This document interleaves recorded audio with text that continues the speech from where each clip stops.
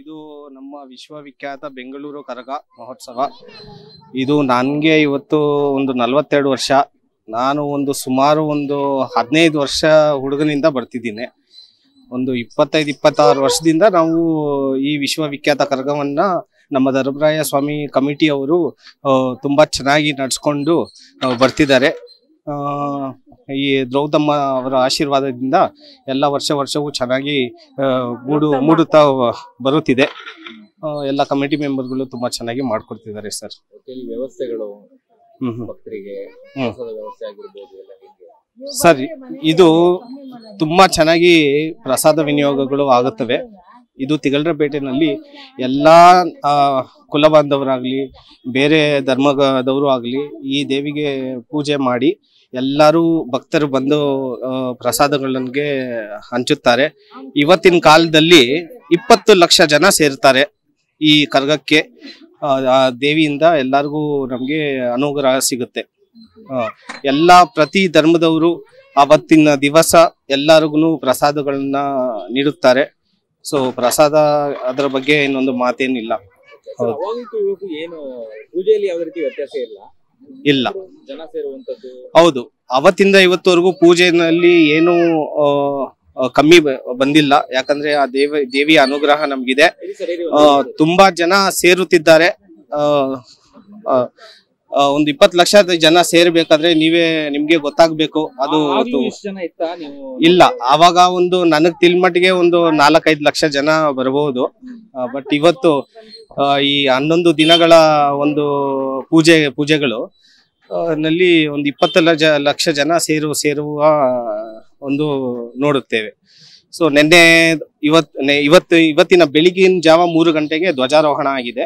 So ಇನ್ನ next 3 ದಿನಗಳು ಒಳ್ಳೆ ಪೂಜೆ ಅಲಂಕಾರಗಳು, ನಂತರ ದೀಪಗಳು, ಆಮೇಲೆ ಹಸಿ ಕರಗ ಆಗುತ್ತೆ. ಹಸಿ ಕರಗ ಆದ್ಮೇಲೆ ನಮ್ಮ ಹೂ ಕರಗ ಆಗುತ್ತೆ. ಅದಕ್ಕೆ ನಾವೆಲ್ಲ ಬರ್ತೀವಿ. ಅಮ್ಮನ ಅನುಗ್ರಹ ಪಡೆದು ಎಲ್ಲರಿಗೂ ಆಶೀರ್ವಾದ ಸಿಗುತ್ತೆ. ಸೊ ಈಗ ಚೆನ್ನಾಗಿ ಆಗ್ತಿದೆ ಅಂತ ಹೇಳಕ್ಕೆ ಬಯಸ್ತೀನಿ. ನಾವು ಚಿಕ್ಕ ವಯಸ್ಸಿಂದ ಬರ್ತಾ ಇದ್ದೀವಿ. ಸೊ ಇಲ್ಲಿ ಅದು ಏನ್ ಗೊತ್ತಿಲ್ಲ, ಚಿಕ್ಕ ವಯಸ್ಸಿಂದ ಬಂದಿ ರೂಢಿ. ಸೊ ಇವಾಗ್ಲೂ ವರ್ಷ ಬರ್ತೀವಿ, ಆಚರಿಸ್ತೀವಿ. ಚೆನ್ನಾಗಿ ನಡೀತಿದೆ. ಹೌದು, ಲಕ್ಷಾಂತರ ಜನ ಸೇರ್ತಾರೆ. ಅದಂತೂ ಅದೇನನ್ ಗೊತ್ತಿಲ್ಲ, ಆ ಭಕ್ತಿ ನಮ್ಗೆ. ಮನೆಯಲ್ಲಿ ನೀವು ಯಾವ ರೀತಿಯಾಗಿ ಪೂಜೆಗಳನ್ನ ಮಾಡ್ತೀರಾ ಕರಗ ಇರೋ ಸಂದರ್ಭದಲ್ಲಿ? ಅದು ನಾವು ಬೆಳಗ್ಗೆನೆ ಎದ್ದಿ ಎಲ್ಲ ಮಡಿ ಮೇಲ್ಗೆಯಿಂದ ಸ್ನಾನ ಎಲ್ಲ ಪೂಜೆ ಎಲ್ಲ ಮಾಡಿ ನಾನು ಒಂದೊತ್ತು ಇರ್ತೀವಿ. ಎಷ್ಟೊಂದ್ ಜನ ಒಂದೊತ್ತಲ್ಲಿ ಇರ್ತಾರೆ. ಪೂಜೆ ಆಗೋರ್ಗು ಇಲ್ಲಿ ಸ್ನಾನದಿಂದ ಬಂದು ಪೂಜೆ ಆಗೋರ್ಗು ಇರ್ತಾರೆ. ಆಮೇಲೆನೂ ಊಟ ಇದೆಲ್ಲ ತಿನ್ನೋದು. ಆಚೆ ಏನು ತಿನ್ನಕ್ ಹೋಗಲ್ಲ. ಸೊ ಅದು ವರ್ಷ ಹಿಂಗೆ ಕ್ಯಾರಿ ಆರತಿ ಎಲ್ಲ ಮಾಡುವಂತದೆಲ್ಲ ಇರುತ್ತೆ. ಮನೆಯಿಂದ ತಗೊಂಡ್ಬರ್ತೀರಾ ಹೇಗೆ? ಅದು ಕೆಲವೊಬ್ರು ತಗೊಂಡ್ಬಂದ್ ಮಾಡ್ತಾರೆ, ನಾವೇನು ಮಾಡಲ್ಲ. ಹಂಗೆ ಅದು ಬಂದು ಮಾಡಿಸ್ಕೊಂಡು ಹೋಗ್ತಾರೆ ಅಮ್ಮಗೆ. ಪೂಜೆಗೆ ಬರ್ತೀವಿ. ಏನ್ ಹೇಳ್ತೀರಾ ಕರಗಕ್ಕೆ ಬರುವಂತವರಿಗೆ? ಏನು ಭಕ್ತಿ, ಅದು ಅವ್ರವ್ರ ಭಕ್ತಿ, ನಾವೇನು ಹೇಳಕ್ಕಾಗಲ್ಲ. ಸೊ ಅಷ್ಟೇ. ನಾವು 50 ವರ್ಷದಿಂದ ಬರ್ತಾ ಇದ್ದೀವಿ. ಚೆನ್ನಾಗಾಗುತ್ತೆ ಕರಗ. ನಮ್ಗೆ ನಂಬಿಕೆ ತುಂಬಾ, ಆ ದೇವಿ ಮೇಲೆ ತುಂಬಾ ನಂಬಿಕೆ ಇದೆ. ಯಾರಿಗೂ ಒಳ್ಳೇದೇ ಆಗುತ್ತೆ, ಅನ್ಕೊಂಡಿದ್ದೆಲ್ಲ ಆಗುತ್ತೆ ದೇವಿ ಇದ್ರಿಂದ. ಕರಗ ಸಂದರ್ಭದಲ್ಲಿ ಮನೆಯಲ್ಲಿ ಪೂಜೆಗಳೆಲ್ಲ ಯಾವ ರೀತಿ ಮಾಡ್ತೀರಾ?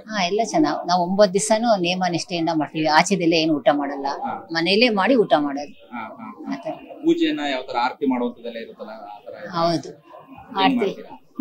ಆರತಿ ಎಲ್ಲ ಮಾಡ್ತೀವಿ. 9ನೇ ತಾರೀಕು ಬರುತ್ತೆ ಆರತಿಗಳು. ದೀಪ ಎಲ್ಲ ಮನೆಯಿಂದಾನೇ ಮಾಡಿ ಎತ್ಕೊಂಡ್ ಬರ್ತೀವಿ ನಾವು. ಆರತಿ ಮೆರವಣಿಗೆ ಹೋಗ್ತೀವಿ. ಹಸಿ ಕರಗ ಎಲ್ಲದಕ್ಕೂ ಬರ್ತೀವಿ ನಾವು. ಮನೆಯಲ್ಲಿ ಹೇಗೆ ಅದು ತಂಬಿಟ್ಟು ಆರತಿ ಎಲ್ಲ ಮಾಡ್ತಾರಲ್ಲ, ಯಾವ ತರ ಏನೇನು ಪೂಜೆಗಳನ್ನು ಮಾಡ್ತಾರೆ? ನಾವೇ ತಂಬಿಟ್ಟು ಮನೆಯಲ್ಲೇ ಮಾಡಿ ಆರತಿ ಮಾಡೋದು. ಮಾಡಿ ಇಲ್ಲಿ ಎತ್ಕೊಂಡ್ ಬರ್ತೀವಿ. ಹೂಗಳೆಲ್ಲ ಹಾಕ್ತಿರೋದಕ್ಕೆ ನಾವು ಬರೀ ಮಲ್ಲಿಗೆ ಹೂವು ಒಂದೇ ಹಾಕೋದು. ಅಮ್ಮಗೆ ಮಲ್ಲಿಗೆ ಹೂವು ಇಷ್ಟ ಅಲ್ವಾ, ಅದನ್ನೇ ಹಾಕೋದು. ಏನ್ ಹೇಳ್ತೀರಾ ಐತಿಹಾಸಿಕ ಕರಗದ ಬಗ್ಗೆ?